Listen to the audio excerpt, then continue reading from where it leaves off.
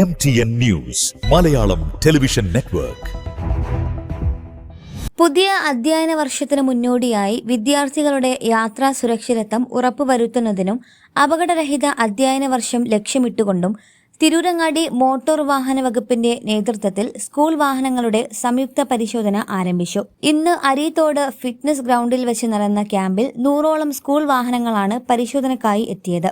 വാഹനങ്ങളുടെ കൃത്യമായ രേഖകൾ, tyre, wiper, headlight, roof, brake സംവിധാനം, ബോഡി, വിൻഡോ ഷട്ടർ, GPS, വേഗത നിയന്ത്രണ പൂട്ട്, അഗ്നിരക്ഷാ സംവിധാനങ്ങൾ, പ്രഥമ ശുശ്രൂഷ കിറ്റ് തുടങ്ങിയവ ഉദ്യോഗസ്ഥർ നേരിട്ട് പരിശോധിച്ചു. മോട്ടോർ വാഹന വകുപ്പ് ഉദ്യോഗസ്ഥർ തന്നെ വാഹനങ്ങൾ ഓടിച്ചു നോക്കി യാന്ത്രിക ക്ഷമതയും വിദ്യാർത്ഥികൾക്കുള്ള യാത്രാ സൗകര്യങ്ങളും ഉറപ്പുവരുത്തി. പരിശോധന വിജയകരമായി പൂർത്തിയാക്കിയ വാഹനങ്ങൾക്ക് മോട്ടോർ വാഹന വകുപ്പിന്റെ പ്രത്യേക സുരക്ഷാ സ്റ്റിക്കറുകൾ പതിച്ചു നൽകി. എന്നാൽ വിവിധ അപാകതകൾ കണ്ടെത്തിയ 20ഓളം വാഹനങ്ങൾ തിരിച്ചയക്കുകയും അറ്റകുറ്റപ്പണികൾ പൂർത്തിയാക്കി വീണ്ടും പരിശോധനയ്ക്ക് ഹാജരാകാൻ നിർദ്ദേശിക്കുകയും ചെയ്തു. Tirurangadi joint RTO G. സുഗതന്റെ നിർദ്ദേശപ്രകാരം MVIമാരായ DS Sajith, Louis Oswald D'Souza, AMVIമാരായ H. Rajeesh, VS Sajith, AV വിപിൻലാൽ, K. സന്തോഷ് കുമാർ, A. സിർജാസ് എന്നിവരാണ് പരിശോധനയ്ക്ക് നേതൃത്വം നൽകിയത്.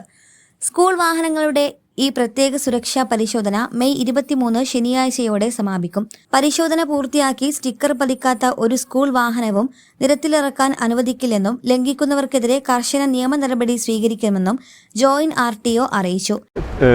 പുതിയ സ്കൂൾ അധ്യയന വർഷം ആരംഭിക്കുകയാണ്.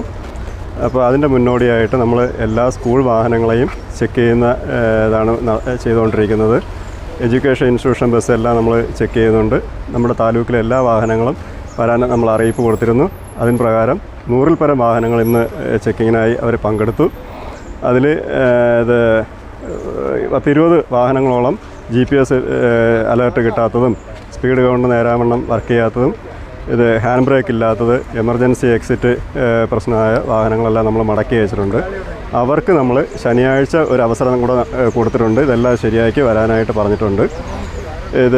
എല്ലാം കണ്ടീഷൻസും ചെക്ക് ചെയ്ത് ഓക്കെ ആയ വാഹനങ്ങൾക്ക് നമ്മൾ സ്റ്റിക്കർ പതിപ്പിച്ച് വിടുന്നുണ്ട്.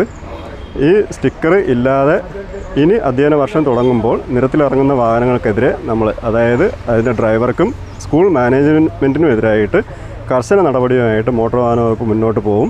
അതിന് യാതൊരുവിധ തർക്കവുമില്ല.